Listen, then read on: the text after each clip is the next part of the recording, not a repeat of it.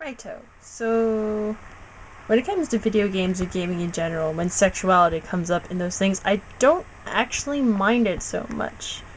Because art imitates life, and sexuality is in life, so there's sexuality in art, or in this case, gaming video games. Um, and even when people the whole, like, hullabaloo mess about it, like in Mass Effect with the lesbian sex scene, I watched it on YouTube and was like, please, people, The Sims is far more graphic than this. In Dragon Age, I saw clips of the gay sex scene, and I just, more than the whole sex part, I was just baffled by the fact that there seemed to be a dwarf and an elf making out with each other, and that just defied all logic.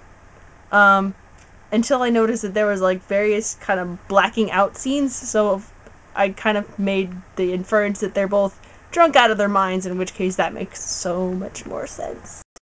Then the games where sex is kind of the whole point of the game, I just don't play those because they don't interest me. Like, dating sims? Just don't play those. I avoid them because no, they're just not interesting, and if I don't play them, then I can't, have all bleh about them, I guess. The awkwardness, however, the awkwardness that does come with gaming and video games in general doesn't come so much from within the game and me playing it as me playing it in a group of people who are, are normal people, I guess. Especially since, for the past several years, it's been me playing with a whole bunch of guys. Awkwardness! Then the whole issues of sexuality and sexism and other things pop up that make me feel uncomfortable. I remember one time when I was playing Melee in high school. I was playing with some guys, and then one of them just stopped, paused the game, and we were like, what are you doing? And he started rotating the camera angle, and he's like, I'm trying to look up Peach's skirt. Ugh.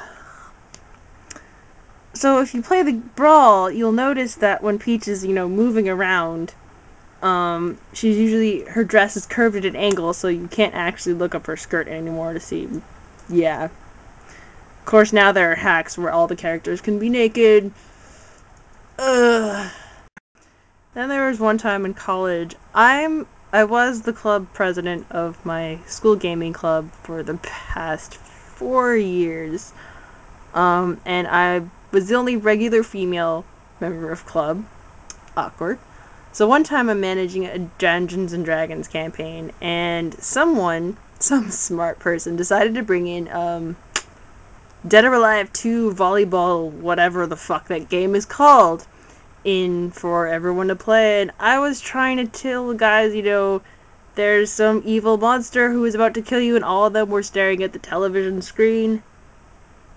At one point, I actually got in front of the television screen while the game was scrolling and went, guys, you know that real boobs do not work that way.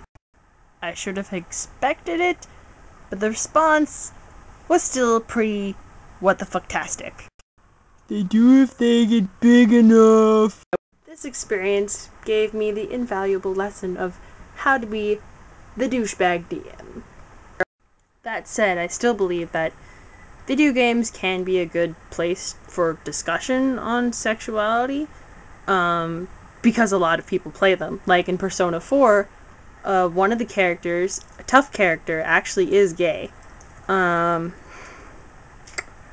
don't know the full story because I haven't actually played Persona 4.